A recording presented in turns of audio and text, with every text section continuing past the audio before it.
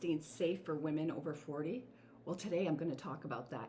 Is it safe for you to even consider intermittent fasting, long fast, when you're over 40, in midlife or into 50? I'm going to answer some of your common questions in today's video.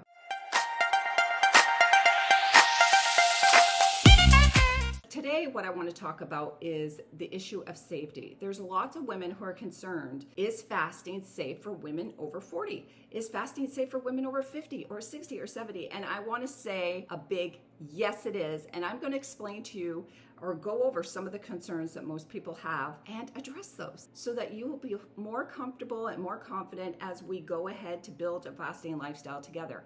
My mission is to help women balance hormones, lose fat, regain their health, and have more confidence through a fasting lifestyle.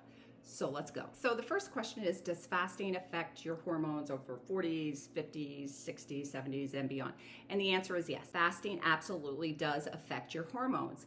And in doing it the right way helps to bring them back in balance. There's so many things that we have to think about right now where most of our society has a high insulin, right? Insulin is a hormone. It's a fat storage hormone. And in our day and age, most people have too high of insulin, they're insulin resistant, and they need to bring that back into balance. Fasting helps with that. The other thing is, as you're going into your 40s and 50s and 60s, your body still needs some sex hormones, still needs estrogen, still needs progesterone, still needs testosterone. So we have to learn the lengths of fast, how to change those up, types of foods you should be eating to support those hormones, or to also help clear out your liver and detox some systems so that we can break down the hormones.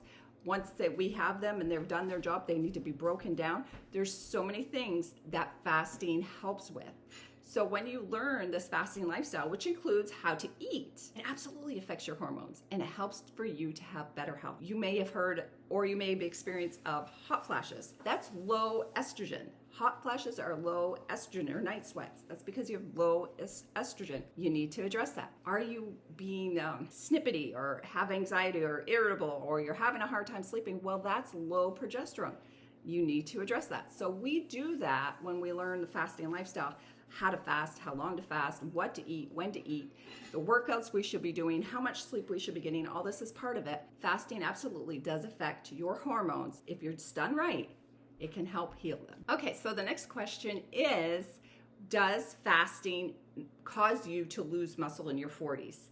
And the answer to that is no. If you were going to fast and you were going to fast long time without eating and refeeding your body with the protein and nutrients it needs, then yes, you would start to break down muscle. But our bodies are smart and they know that when you go into a fast, when there's no food coming in, the last thing it's going to do, because it's created to survive, our bodies want us to survive, the last thing it's going to do is go and eat your muscle. Your body is going to go after, when you're in this period without food, after the dead, damaged, rogue cells, the cells that need addressing, and fat. That's where your body's going to get its fuel from once we kick over into that fat burning mode when we've gone into fasting.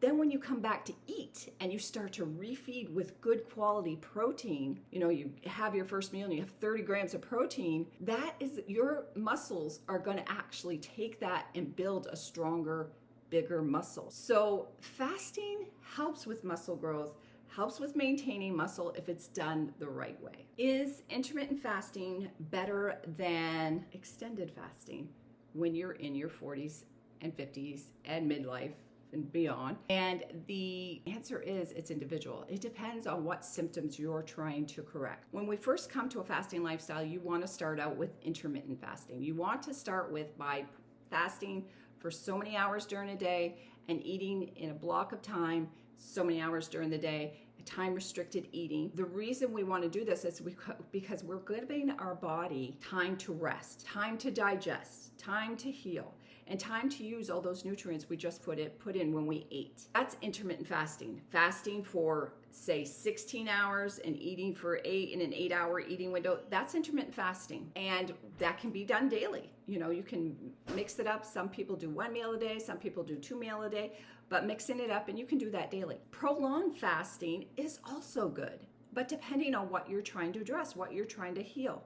If you want to address your dopamine, if you are feeling stressed, you're feeling a little bit having depression issues, or you're feeling like you're eating too much and you just can't feel full, maybe your dopamine is off. Because that's their studies show that obese people will keep eating because they don't get the joy from food that they used to, because they have it so much, their dopamine becomes numb to it. Just like if you're on your phone all the time, all the time, well, you need more and more to get that joy, to get that hit, that satisfaction, because our dopamine becomes saturated, and so we need to fix that. So if that happens, you do a 48-hour fast if you need that help with that. Going to do a 72-hour fast to really do a good deep clean out, have your body start to go into autophagy and start to really clean up damaged cells. If you have inflammation or an injury you're trying to address, a 72-hour fast. Those are what we learn. We learn how to use fasting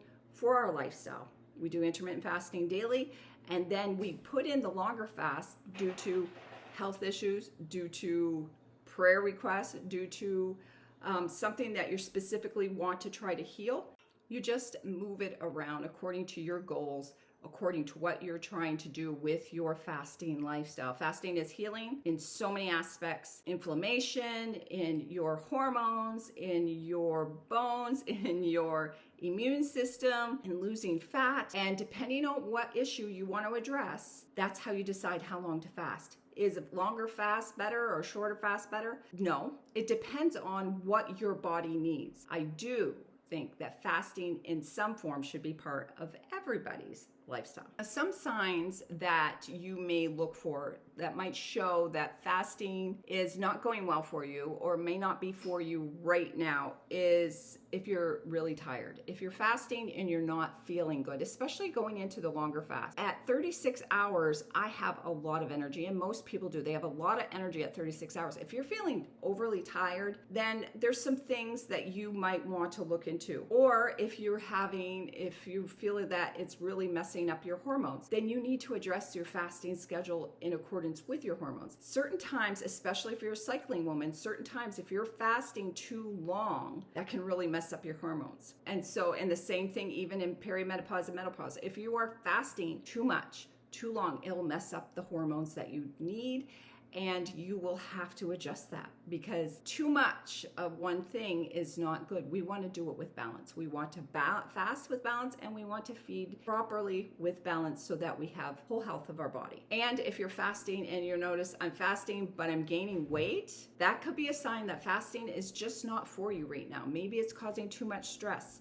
Maybe you're already in a stressful environment and fasting is adding to it, and so you're adding weight. Just making sure that you're fasting and eating according to your hormones and your body's needs in certain times of the month, and going in a cycle. We have to fast in a cycle, whether we are cycling or whether we're in menopause. We need to go in and out of a cycle of fasting for our different hormones. Now, fasting over 40 and bone health. This might be a concern of you. Your osteoporosis might be a concern. You're worried about maybe fractures and stuff as you move into menopause and beyond. But fasting, one study showed that fasting can balance the parathyroid hormone secretion, allows you to absorb more calcium and phosphorus, which improves bone health. So fasting has been linked to a study that shows that it improves bone health. And like I said before, if you are in a high stress situation, you're going through something right now, a job, relationships, a tragedy, and it's high stress, then maybe you need to put off fasting or lower your fasting, cut it down, or just stop it altogether for a while until you can get that stress down. Because when you are stressed, when that cortisol is up, it doesn't matter how much fasting you're doing, you're not going to lose weight. It's just not going to happen. All the hormones have to be in balance, and cortisol is a big one. Cortisol is good. It gets us moving. It helps to give us motivation to keep moving, but it can't be all the time, and it has to be under some kind of regulation so that you can fast and have the benefits. If it's too high, it's really going to defeat the purpose. So if you are having a stressful time in your life, don't be afraid to step back. Don't be afraid to say, well, I'll wait till this is done. But no, the fasting is always there, and fasting is the easiest, quickest way to start losing fat and to heal your body. It's a healing state. Don't discount it. Don't dismiss it. Just make sure that you're working with your body so that it can work best for you. Okay, and what should you do if you are a woman over 40 and you're not feeling well while fasting?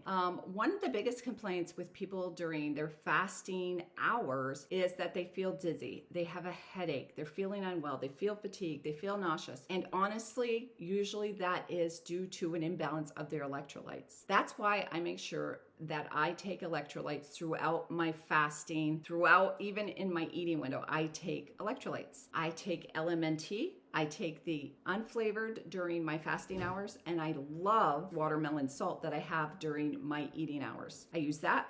I put pink Himalayan salt in my coffee.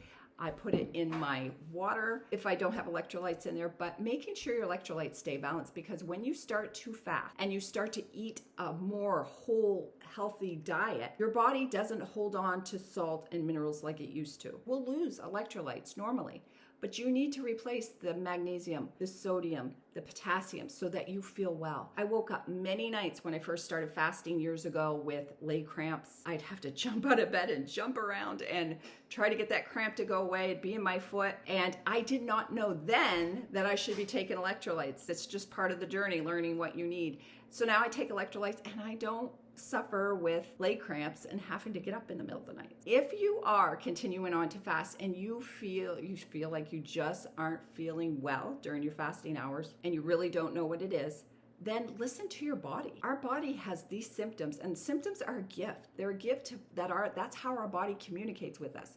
Something's wrong. Something needs addressed. Something needs to be changed. Something needs to change. Listen to your symptoms. If you're absolutely feeling awful and you're during your fast, then break your fast. Have something to eat and see if that makes you feel better. And if it does, well, then we can try again. If it comes to the point where you are not feeling well and you just can't shake it, then by all means, yes, you should check with your medical provider and find out from there. I am not a physician. I am not a medical advisor of any kind. I'm just sharing with you my own experience, what I've learned, what I've educated myself on, the studies I've read, and how I've seen many people's lives change through intermittent fasting, what it can do for you.